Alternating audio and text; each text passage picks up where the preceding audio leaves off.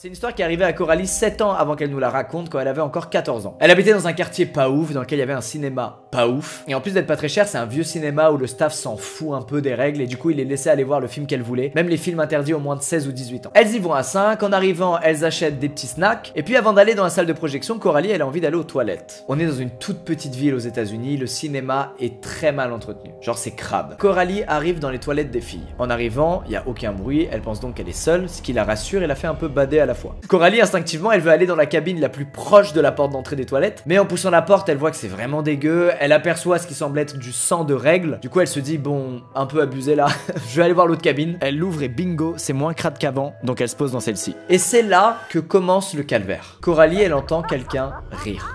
Peut-être quelqu'un qui est dans l'une des 4 cabines un peu plus loin et qu'elle avait pas entendu avant. Mais quand même, c'est plutôt rare d'entendre des gens se taper des barres dans les toilettes publiques. Du coup, elle est un peu dans le mal. De nouveau, elle entend un rire, mais cette fois, c'est pas un rire, c'est vraiment une grosse barre. Coralie, elle est toujours sur les toilettes et elle se dit « Je veux devenir invisible ». Et là, Coralie entend la porte de la cabine en face de la sienne s'ouvrir. Et puis, plus rien. Aucun bruit de pas. Les secondes passent, Coralie a le cœur qui bat à 200 à l'heure. Et après quelques secondes, Coralie, sous la porte, elle voit apparaître des chaussures. Et ces chaussures, c'est un modèle un peu enfantin. Donc Coralie, elle se dit « Ah, mais ça explique tout. C'est un enfant qui était aux toilettes, d'où le rire, d'où le fait d'ouvrir la porte et de rester immobile. Allez savoir ce qui se passe dans la tête d'un enfant dans les toilettes publiques. » Et puis après quelques secondes à regarder les chaussures, elle se dit « Mais elles sont grandes les chaussures là. C'est un modèle d'enfant, mais là c'est du 42. » Et c'est à peu près au même moment qu'elle entend la personne gratter contre la porte des toilettes. Coralie, elle a un très bon réflexe, c'est qu'elle prend ses jambes autour de ses bras et elle est assise sur les toilettes comme ça, de manière à passer inaperçue si jamais la personne de l'autre côté de la porte regarde en dessous la porte. Et d'un coup, c'est plus des chaussures qu'elle voit, cette personne met un bras sous la porte des toilettes de Coralie. Évidemment, elle se met à pleurer, elle envoie des SMS à ses amis pour qu'ils viennent l'aider, sauf que comme ils sont dans la salle de projection, bah personne n'est sur son téléphone, et après un moment, c'en est trop, Coralie, elle décide d'écraser de toutes ses forces la main de la personne avec son pied. Immédiatement, la personne sort son bras de la cabine et commence à gémir.